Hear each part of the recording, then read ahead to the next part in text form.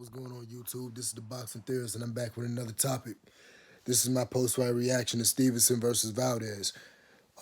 Great fight for Stevenson, and Valdez did the best he could, but Stevenson was just too slick and too elusive for him.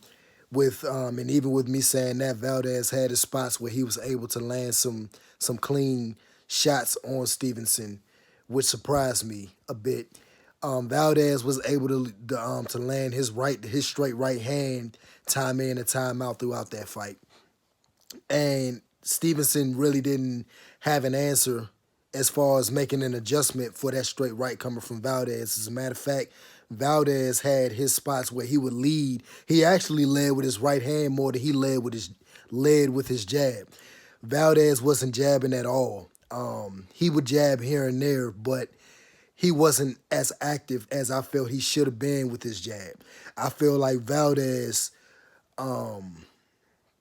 was looking to land big shots and big shots only on Shakur Stevenson, which was his best bet. But the thing about it is that with a guy like Stevenson, who's a boxer, you want to jab just as much as he's jabbing. Shakur Stevenson used his jab in the beginning. It started out by him landing it, using it with the intentions to land it. Going to the body, jabbing to the body, and jabbing to the head. Stevenson started out doing that. And then in the later rounds, it started to get to a point where Stevenson would just paw his jab out there to try to use that, using that to control the range and distance, to manage the distance, and also string together some combinations behind it. So Stevenson set that up perfectly. Stevenson, as I predicted, was throwing a lot of straight punches, mixing up the one and the two to the body and to the head as well. Stevenson was doing that and was having success with that. Stevenson, when he would get backed up to the ropes, because Valdez he was applying some pressure, and I'm gonna get into that in a minute. The type of pressure he was applying, I'm gonna break that down in a minute. But Valdez had some success walking in range against Stevenson, and it was also to a point where he was able to back up Stevenson in some spots. And when he was able to do that, Stevenson, when Valdez got too close for Stevenson, he would either clinch Valdez, which was the smart thing to do, or he would pivot or circle around Valdez, whether that was him in the middle of the ring or against the ropes. So that was Stevenson showed an excellent IQ, and he was highly technical this fight. And as I've stated, the right hand was just landing time and time again. That was the only thing Stevenson just did not have an answer for it. I thought that it was Valdez's left hook that Stevenson would have to watch out for, but it ended up being that straight right hand.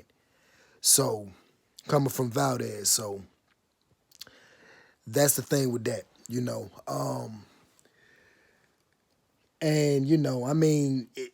as far as like Stevenson's anything else, I'm trying to think, man. He was doing damn near everything right. He was also displaying a proper punch selection. He was displaying an excellent punch selection. You know what I'm saying? And that's pretty much all I have to say as far as Stevenson, man. He was doing damn near everything right. And he was using the ring. He was moving a lot more on his back foot. As far as Valdez is concerned, Valdez, some positives that I could remember coming from Valdez that I've observed was him using his high guard with head movement to work his way in, which I was surprised that he was able to get as close as he was able to get to Stevenson even without using the jab. Valdez was not using his jab at all. He would throw his jab occasionally, but it just wasn't enough, man. Like I've stated, against a guy like Shakur, you got to You got to be busy with your jab, man, to increase your chances of landing some nice shots on them. You're not really throwing, you're not using your jab enough to create a diversion, or to try to either as a distraction tool or to blind him or stun him temporarily, as I always say, to stun him or to kind of like create a diversion to work your way in. And using that high guard defense of his, kind of like how Canelo does it, where he'll put his guard up and he would inch his way in using subtle head movement to bait you to throw some shots. He'll even sometimes allow you to touch him so that he can land a big shot in between your punches. You know, Valdez was having success working his way forward with that in the earlier rounds. But there were spots in the early, I think it was like rounds one. Valdez would work his way in close enough behind that high guard, and he would throw some hooks where he was off balance, and he ended up falling on the ground. And Stevenson was trying to capitalize off of that. And as a matter of fact, Stevenson was able to drop Valdez kind of along that line. He caught Valdez with a clean shot that sent him that kind of like put Valdez in a position where he had to use the ropes to hold him up, but he ended up dropping to a glove. A glove ended up touching the canvas, and the ref had to give him a count. He had to give him an 8 count. So that was the only drop within the fight. As I've said, Valdez was tripling up. He had times where he was doubling and tripling his right hand time in and time out, which kind of like offset Stevenson's timing, because that's not a normal, a regular combination that you're used to seeing. Somebody who's throwing the right 3 times in a row, that's what you'll do with a damn jab before you do with a right hand. As a matter of fact, that's really risky. But surprisingly, Valdez was able to get away with that over and over. So, his right hand was landing, which a southpaw versus an orthodox, your dominant hand is like both you and both the orthodox fighter and the southpaw is they're right in line of each other's dominant hand to land. So yeah, Valdez was having success with that right hand. As I've stated, he was able to back up Stevenson with pressure. Without using a jab, which is crazy to me. In the 9th round, that's when Valdez started to pick up his pace a little bit, and I believe that he waited way too late to do that. I feel like Valdez should have picked up the pace a lot sooner, because now you're down on the scorecards, which I only gave Valdez 2 rounds. You're down on the scorecard, and now you're in a position where you have to land a big shot. It's more pressure on you to land something huge in order for you to win. All right? Which I can't see him doing against a guy like Shakur. Not a big shot. Not a haymaker shot like how he threw against Burchill. That shot ain't landing on Shakur. And, that's proven now, because the fight is over, and Stevenson was barely getting, he was getting hit, but statistically, it wasn't as much as we may have thought by watching the fight. So, and another thing, Valdez, he showed tremendous heart, and he showed a tremendous chin, as I think I've stated earlier. Valdez was taking some bad punishment coming from Stevenson, man, and the fact that he was able to endure all of that is beyond me. So hats off to Valdez for showing heart, man.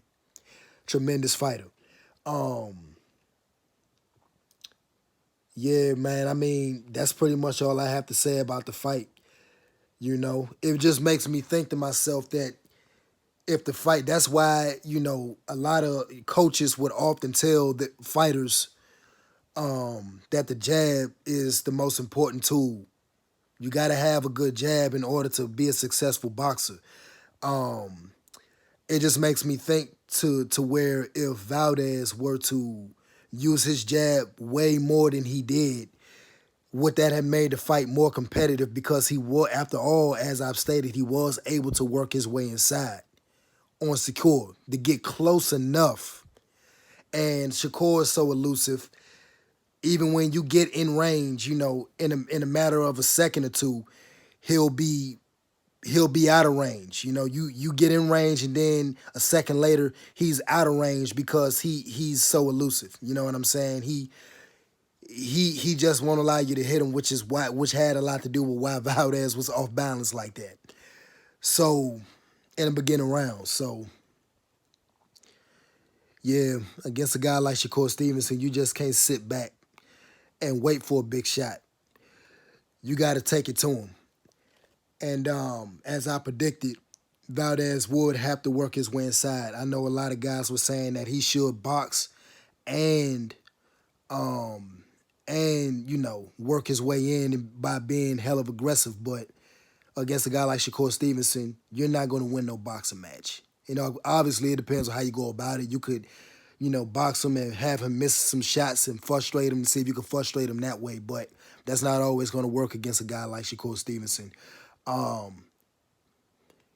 He has the skill set that suits more to him being in control of the ring versus a guy like Valdez. So that's all I got to say. Congrats to Shakur Stevenson for unifying the WBC and the WBO title.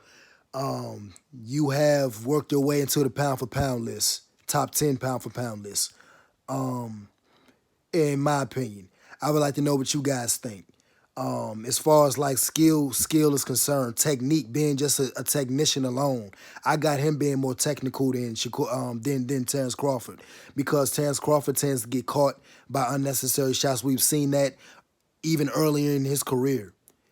On the inside, he'll tend to get caught. But Shakur Stevenson, and even like in this fight, almost forgot to mention this. Even in this fight, Shakur Stevenson towards the end of the fight started to sit down on his punches, and he started to take the pressure to Valdez. He started to sit down in the pocket with Valdez and show that he was just as much of a dog as Valdez. So tremendous fight between both guys, and I'm tempted to see what Shakur Stevenson does next, and that goes for Valdez as well. Both guys are tremendous fighters, and yeah, that's pretty much all I got to say. Please like, share, and subscribe, and comment below. I would like to know what you guys think about everything I said and what y'all take was on the fight. And yeah, that's all I got to say, man. Peace out. All right.